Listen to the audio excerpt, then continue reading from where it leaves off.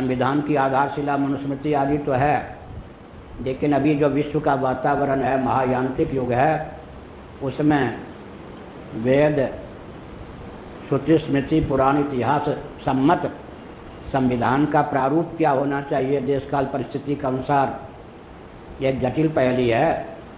तो वो लिखने का भी विचार है। तो उसमें आतंकवाद का स्वरूप और आतंकवादियों के दमन की प्रक्रिया और आतंकवादी बनने की विधा, इन सब पर भी लिखने का विचार है। तो जो भी आतंकी होते हैं, असुर होते हैं, उनका पूर्व जीवन बहुत उज्जवल होता है। कोई न कोई उनके जीवन में क्षणिक प्रमाद हो जाने के कारण उनकी दुर्गति हो जाती है। इस दशा में दोनों निष्ठा उनके जीवन में काम करती है। उस प्रमाद के कारण आसुर भाव की प्रगल्भता होती है, लेकिन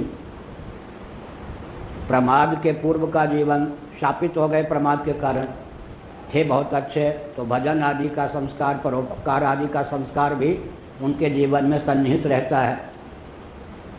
आतंकवाद, उग्रवाद की धारा में बहने वाले जो व्यक्ति हैं, बड़े ही पराक्रमी होते हैं, अंतर्निहित किसी बहुत अद्भुत दिव्य योग्यता से वो संपन्न होते हैं। इस तथ्य का कोई पारखी हो तो उनका देश के हित में, उनके हित में अच्छा उपयोग किया हो सकता है। अब पूर्व जन्म की गाथा, वृत्रासुर आखिर असुर क्यों बना, और असुर बनने पर भी महायुद्ध की दशा में भी देवराज इंद्र को भी धैर्य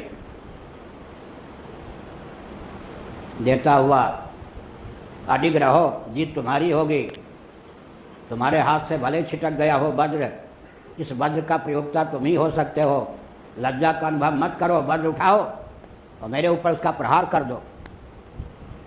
इस प्रकार वीरोचित उद्गार, अपने शत्रु के प्रति भी सहानुभूति का भाव।